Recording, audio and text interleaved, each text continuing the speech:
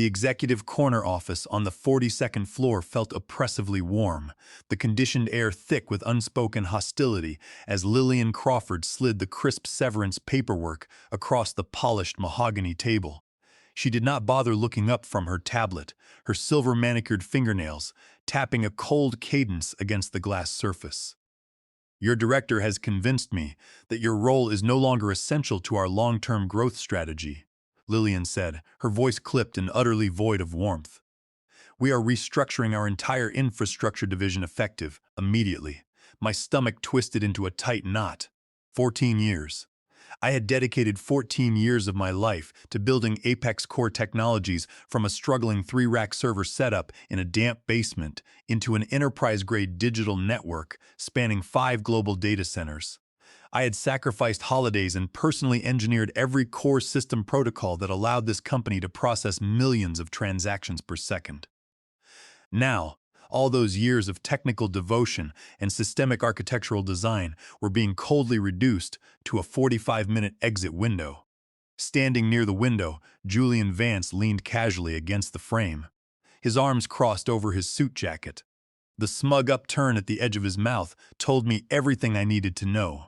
He had been scheming against me from the moment he was hired as technology director 4 years ago. To a corporate politician whose career was built on glossy slides and overpriced vendor contracts, a senior engineer who understood hardware dynamics and biomimetic system architecture was an intolerable threat to his fragile authority. "Do you have any technical questions before corporate security arrives, Grant?"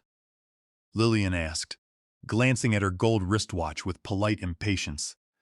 I smoothed the front of my suit jacket, keeping my voice quiet and deliberate. Just one question.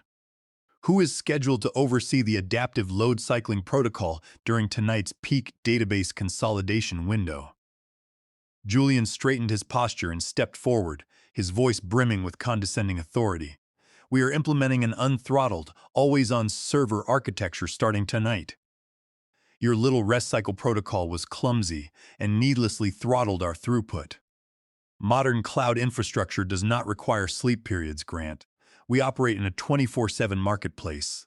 I looked at Julian for a long moment, watching the blind arrogance radiating from him. I nodded slowly. I designed our server infrastructure on biomimetic principles. I engineered hardware clusters to operate like biological cardiovascular networks. They required structured low-power recovery intervals to clear heat residue, equalize micro-voltage spikes, and prevent silicon thermal fatigue.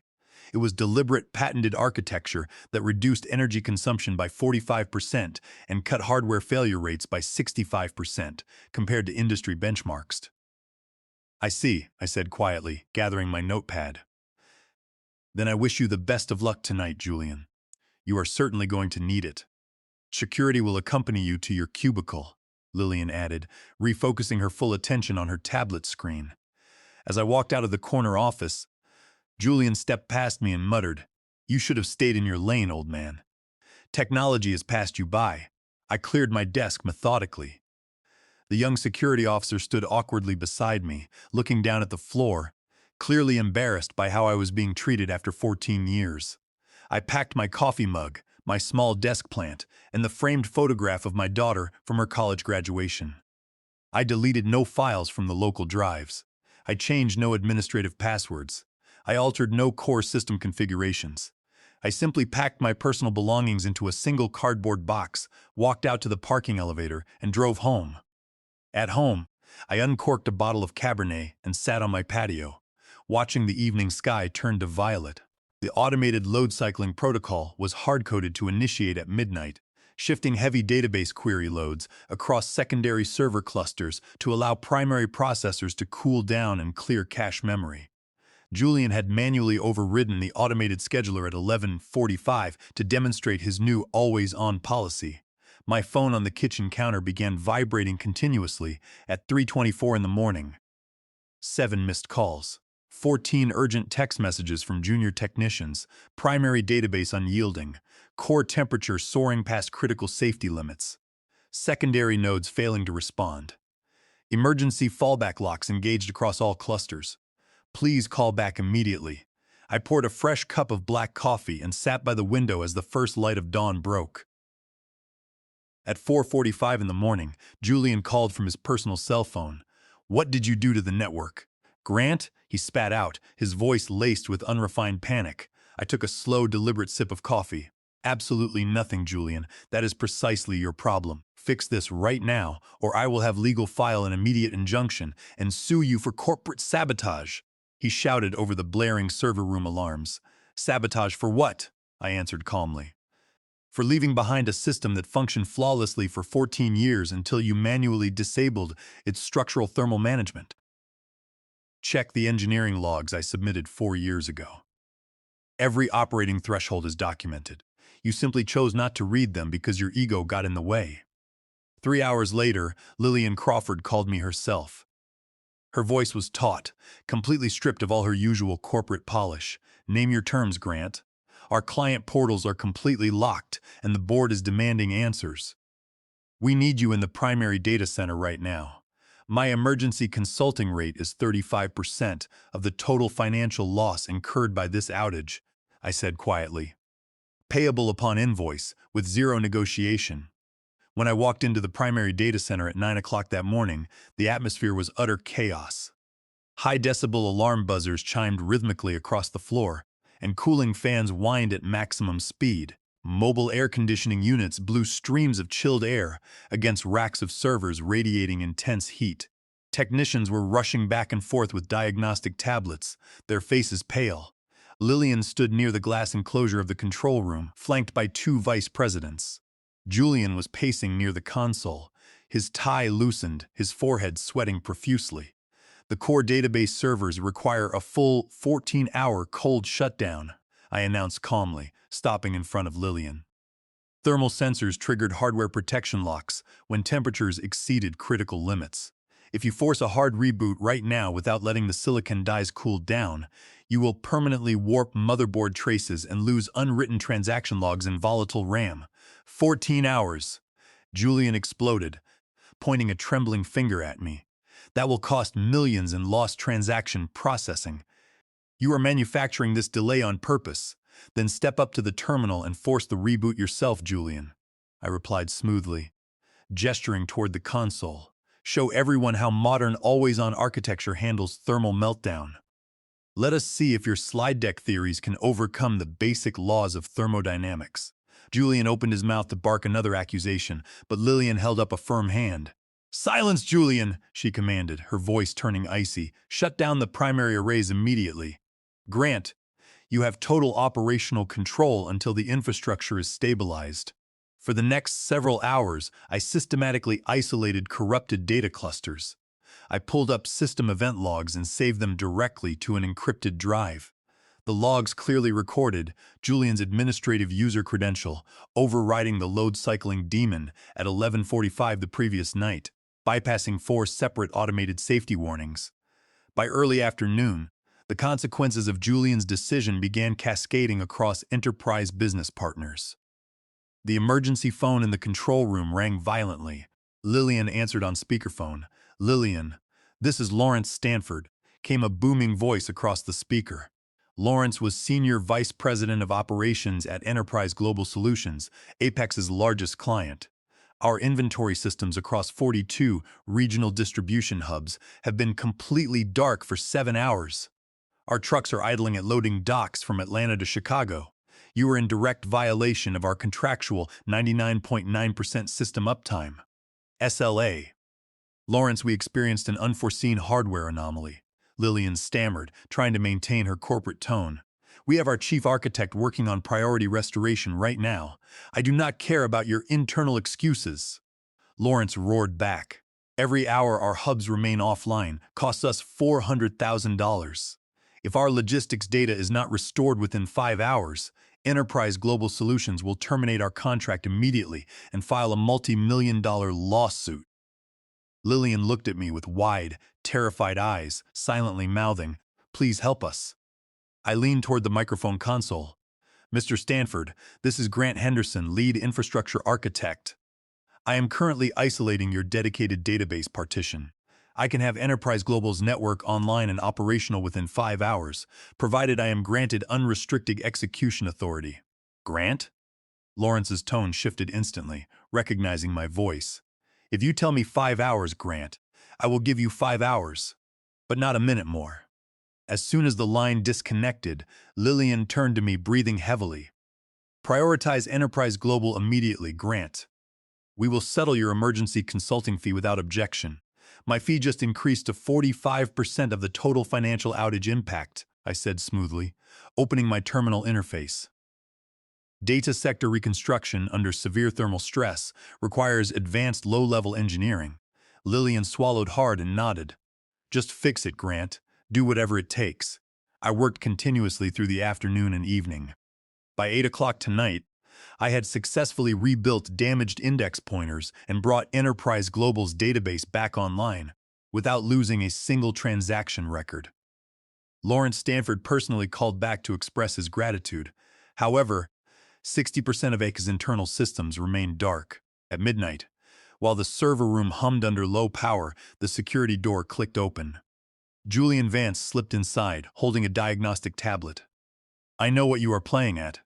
Grant Julian sneaked behind my workstation, his voice low and hostile. You planted a dormant logical bomb in the codebase before you were terminated yesterday. I swiveled my chair around to face him. That is a serious criminal accusation. Julian, do you have a single shred of forensic evidence to back it up? I have remote authentication logs right here. Julian sneaked closer, pointing to his tablet screen. A remote administrative telemetry ping hit our network gateway at 3 o'clock this morning from an off-site IP address. I chuckled quietly and pulled up the system architecture manual on my monitor screen. Page 112, Section 4. That ping was the automated telemetry heartbeat sent to my mobile device whenever core server temperature exceeds 85 degrees. It was documented in system specifications 4 years ago. Specifications you signed off on without reading. Julian's face flushed crimson. You think you are indispensable, don't you? When this crisis is over, I will personally see to it that your engineering credentials are revoked. Threatening the only engineer keeping your company from bankruptcy is a remarkably bold career move, Julian, I said evenly. I suggest you go back to your office and draft your resignation letter instead. The following afternoon, I was summoned to the executive boardroom on the top floor of Apex Core Technologies headquarters. 12 members of the board of directors sat around a massive oval glass table. At the head of the table sat Chairman Ellis, a stern corporate veteran who had successfully overseen Apex's expansion for over 2 decades. Lillian Crawford sat directly to his right, looking visibly exhausted. Julian Vance sat near the far end of the room, clutching a thick leather folder nervously. I was invited to take a seat at the opposite end of the table, facing the entire board of directors. Grant, Chairman Ellis began, his voice deep and measured. We have spent the last 6 hours reviewing the preliminary financial reports from yesterday's network blackout. The direct revenue loss, combined with client penalty clauses, currently stands at $12 million. As the original architect of our digital network, we need your clear explanation of how this catastrophe occurred. I opened my laptop and projected a high-resolution diagnostic timeline onto the boardroom display screens. For 14 years, this infrastructure operated with zero unplanned enterprise downtime, I stated clearly, pointing to historical uptime metrics. It achieved that exceptional reliability because it was designed around biomimetic load cycling. Hardware requires structured low-power recovery intervals to dissipate residual heat and reset memory registers. 2 days ago, Technology Director Vance manually deleted the automated cycling daemon and forced the servers into an unthrottled state. The hardware overheated, emergency thermal interlocks engaged, and the primary databases crashed to prevent total physical destruction of the silicon dies. Julian stood up immediately, slamming his leather folder onto the glass table. That cycling protocol was obsolete technology. Every modern enterprise cloud provider uses always-on architecture. Grant's system was an overly complex black box designed solely to make him indispensable. Every modern provider using always-on architecture spends triple our budget on hardware replacement cycles and double our annual electricity costs, I countered calmly, pulling up comparative industry metrics.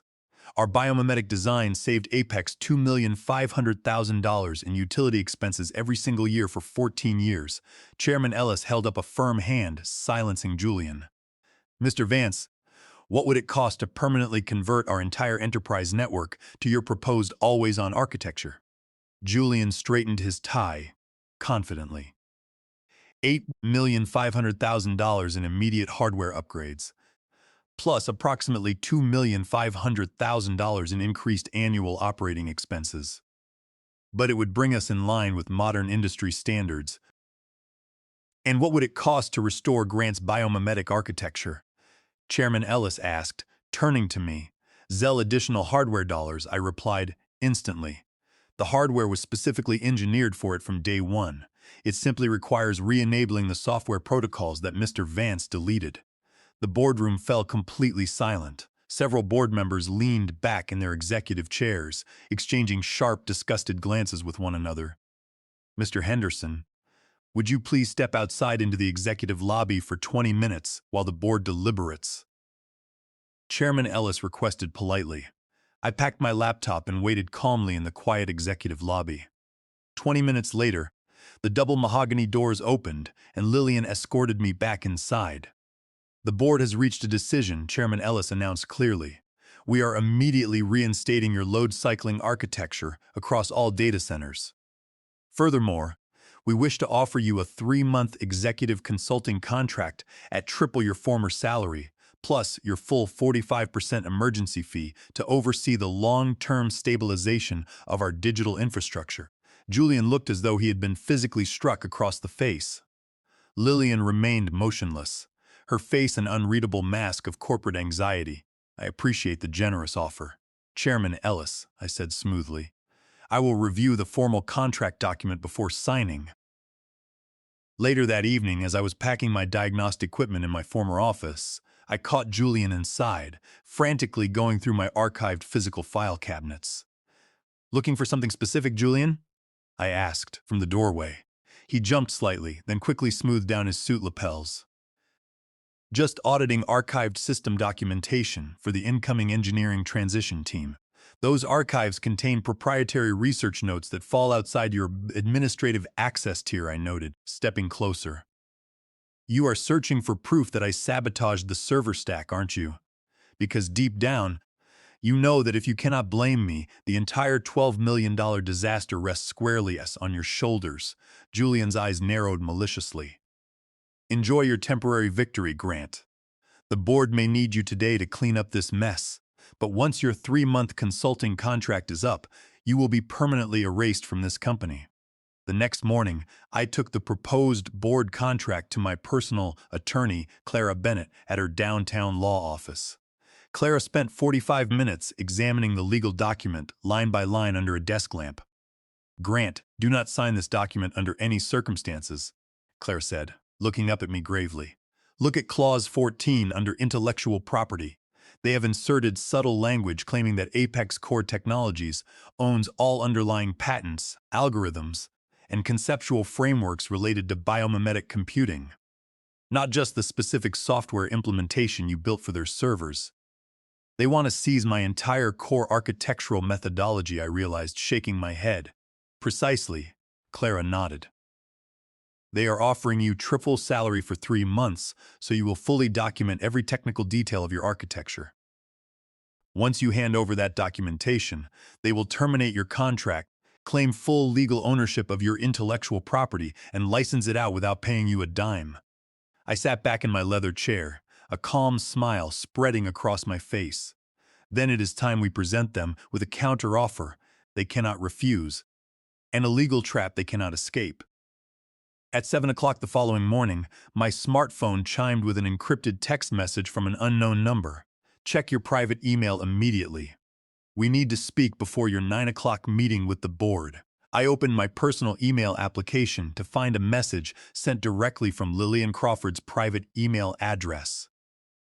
Attached to the email were 35 pages of forwarded internal correspondence between Technology Director Julian Vance and a man named Bradley Thorne.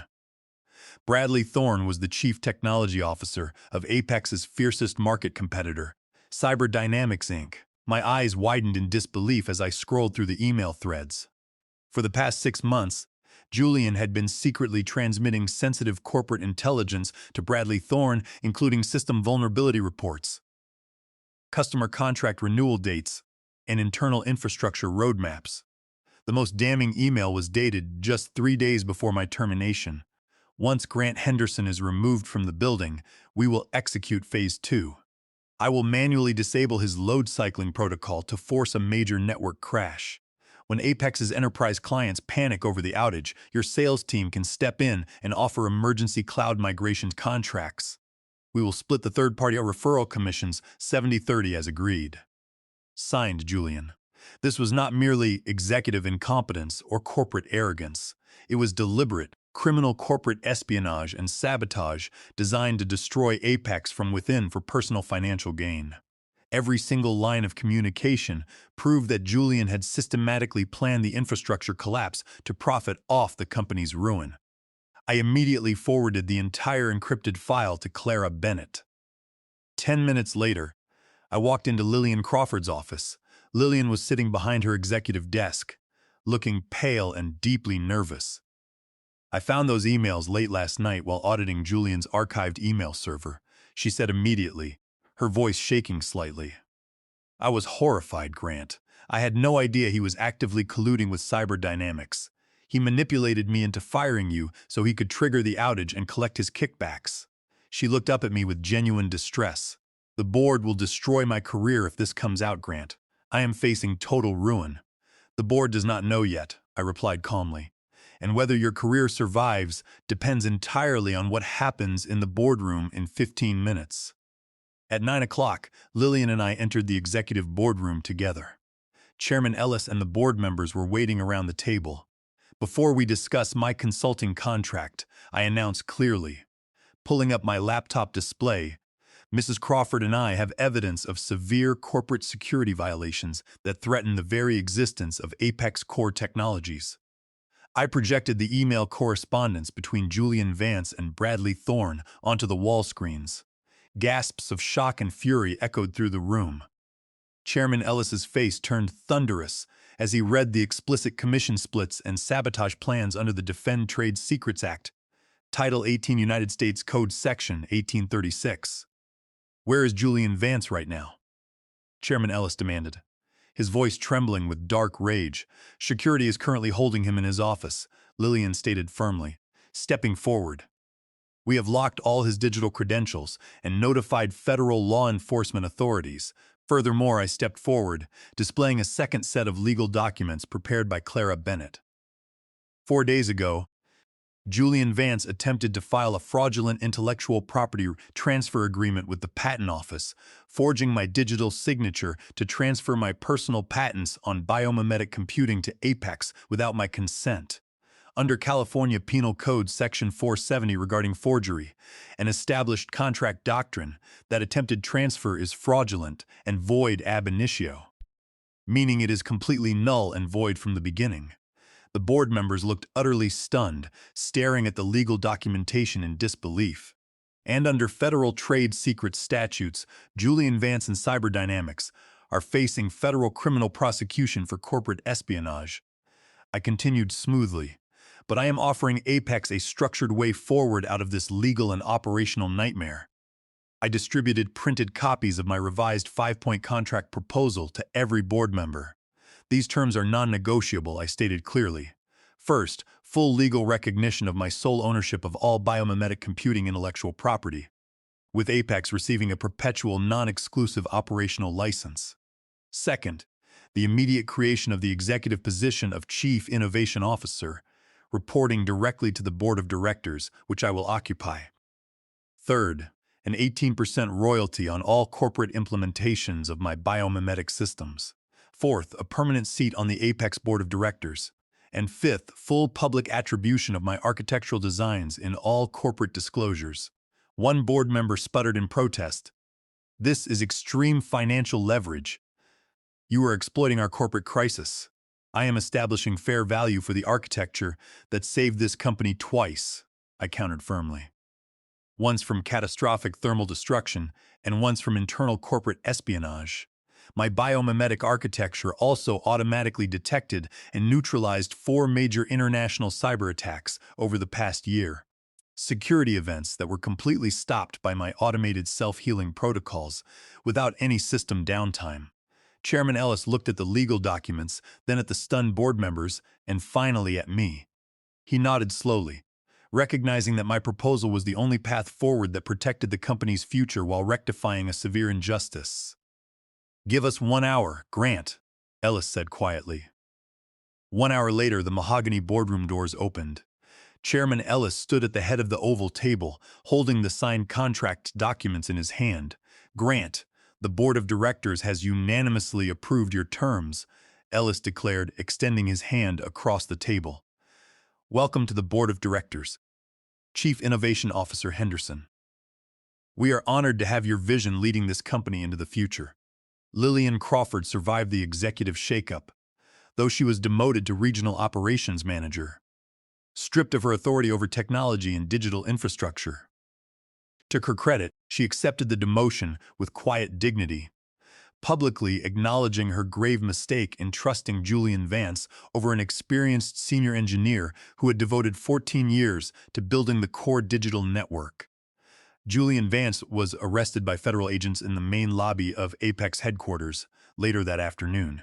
He was formally indicted on multiple felony charges, including corporate espionage, theft of trade secrets under federal law, wire fraud and forgery under California Penal Code Section 470.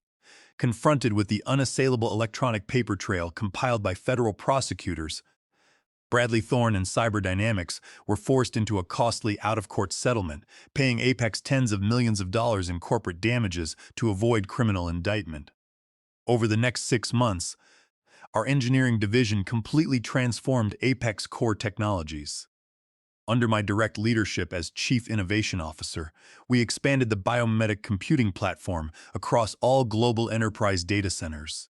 The implementation of self-healing, load-cycling architecture cut our global energy footprint by nearly half, while maintaining an unprecedented 99.9999% network reliability score.